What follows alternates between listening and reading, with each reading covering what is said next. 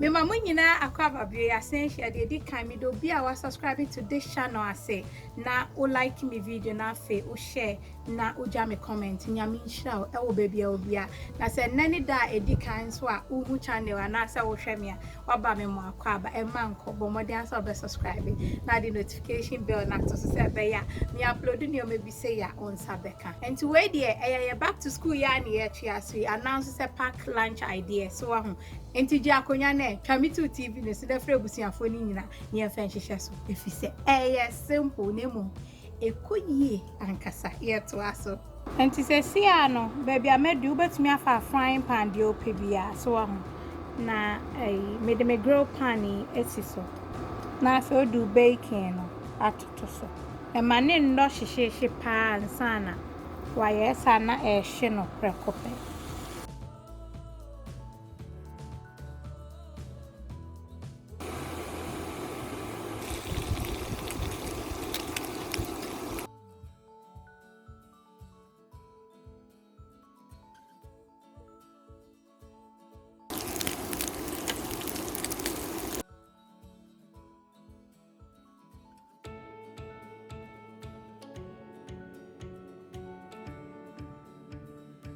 enti me de me pan esi so ahu ana me di cooking spray bi egum na afei odi ujene no because ana me mpeje ne a odi ya sandwich ne ade a na agi wonum bebre so ahu nti wo ba be chi ho kakra o chi ho kakra na eboa o on a low heat kakra so ahu na ma ayi jene no ano den na so so odi gu nso ohiem na we no so da kuma ye no so achika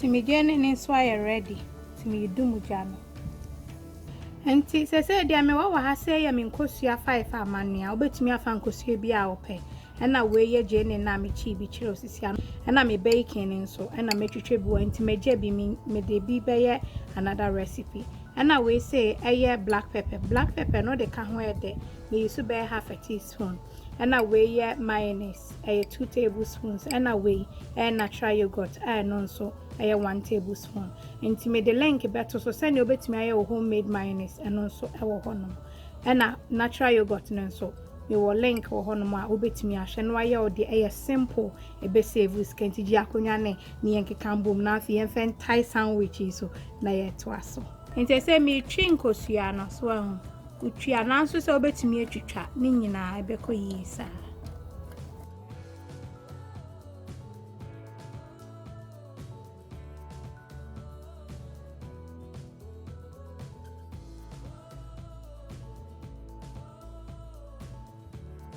enti se na me nkosua yaye na afei do bacon no aka ho na do jene nti jene no fa de opa bi agum me ebi wa me ya wrap ne sandwich no kwa me sand bebre den ka ho na fe de wo meko no aka ho de nti ame fa nchi bi anka ye bacon ne salty and afin so smoked one am using to wa pese hu ne me use ye na smoked one ye won smoked one and na wo mpe bacon na yifrim so na ne opa bia na wo de aka ho na ku na fe do natural yogurt and mayonnaise na de aka na kanini na afra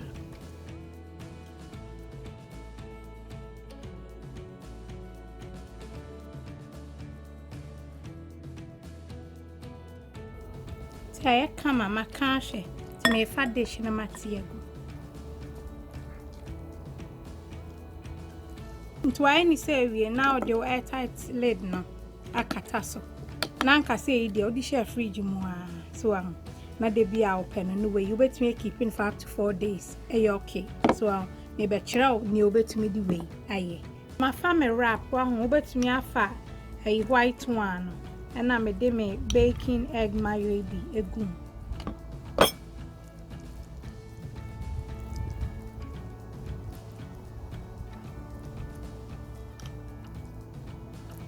wa na wudi ntino failing ye no ne wo pe so na afi o de carrots eguso me penu wom What the goose why come my mother sweetness no.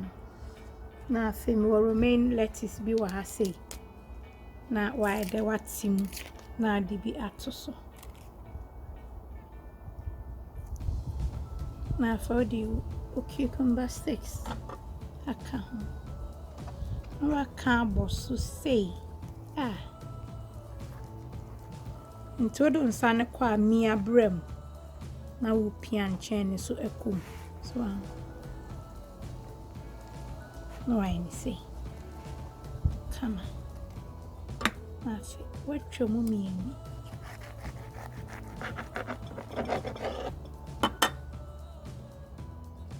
Washi.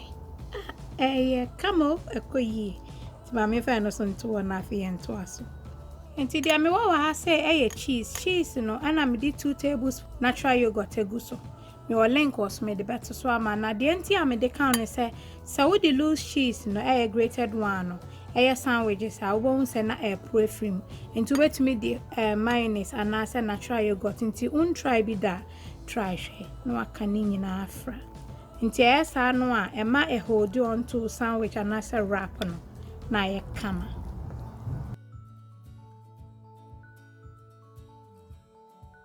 Inti se ade me ya ne se ma butter me broad no kama o mo de answer butter ne be ko baby ya fine on pe butter wo mun so ayi free ti akola bi wo ho a on pen toast e wo ne cheese so ahun ti ye ne plain man ba we ye de e bia o pe bibia bi wo mu ye ne se ya na do je ne ni bia gu so ahun ye ne sa ede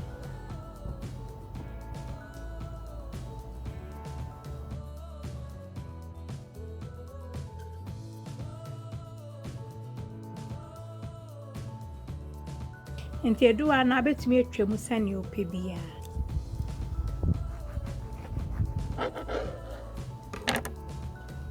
Washe, odi akakakra mame.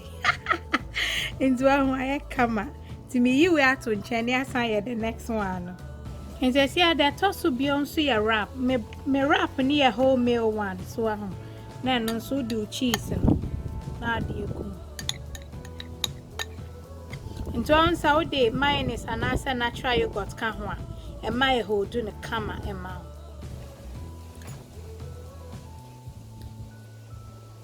na fe odu je ne ni bia gu so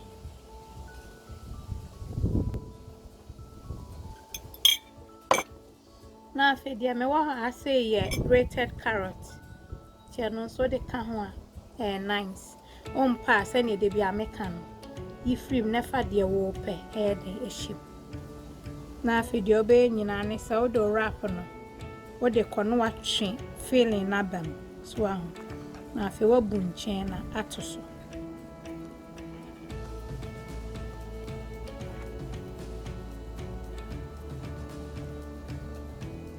so se ni aye kama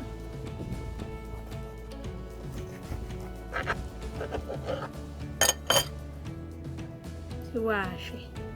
Ah, na kono. So we see a camera. To me, you will swear aton chain near the next one. And to them, oh, I say I'm a brown bread, but me is so white. A beko yenti when you be a on per mayonnaise be our way you so on. And too far will lettuce now.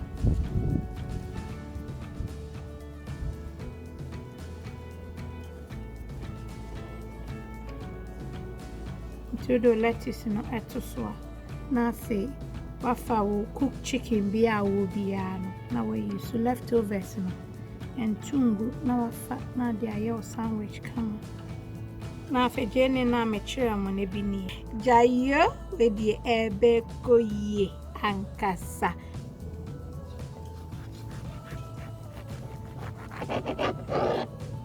washe Woody a kakakra mamika, and Zana Mamma Yard Boboso. And say, baby, I made me a brodomio, no bet me off a white and a brown. Way a collar on time per sandwich, no. Near me, what hire me cate, na wakate or bread, no. The quacolebi or honor more, or per shapes, so into cate bread na fatun chain. When Anton over to me, there are breadcrumbs. Now I sign a cut the next one.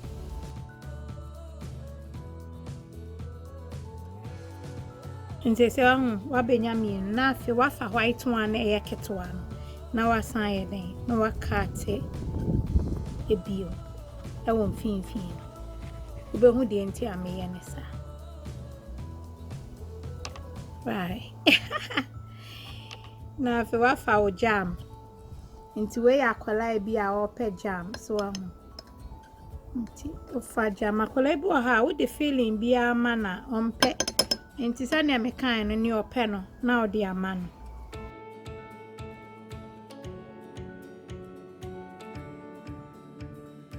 Now, if you have a back on, now, dear Tosso.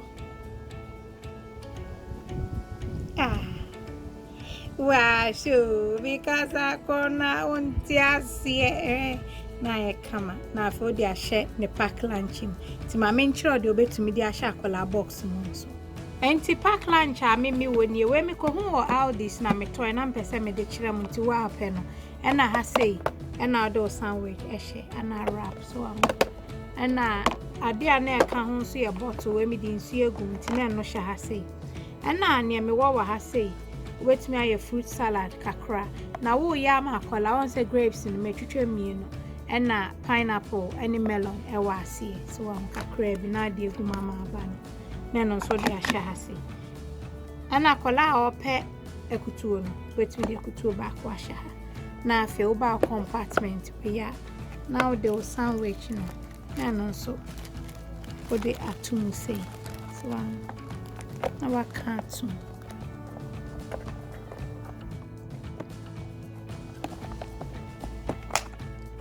So say I come into way no one day obetumi ayisu we so aho me chiro de obetumi so aye another time enti see ade me wo ha ye box ya fruit ni de egum enti fa ne say day 2 wo sisa fruit na wo ha say no me de chiro nti na me de cho na de ahiem na bia wa fa apple back na de ahiem na afi we say aye me cheese roll so aho na no so ahiem enti dia wo ba no pe bia no wa ye so no atum ama and away I cheese strings and no so to me the shakola pack lunch himself wo ba pa so and no nie say neti so to wait me the back atum afa dia me wo ha say ya cheese dip and crackers so and today bi wo ha betumi de no so ahyimu ama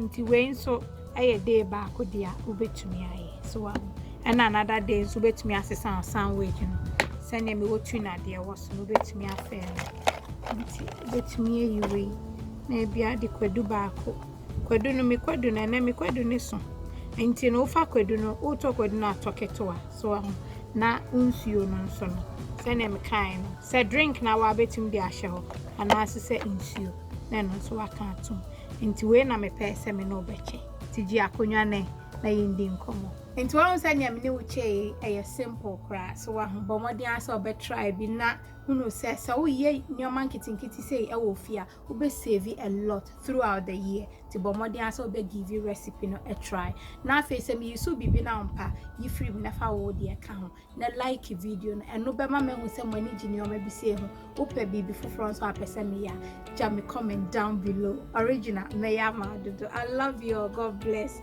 Mwah.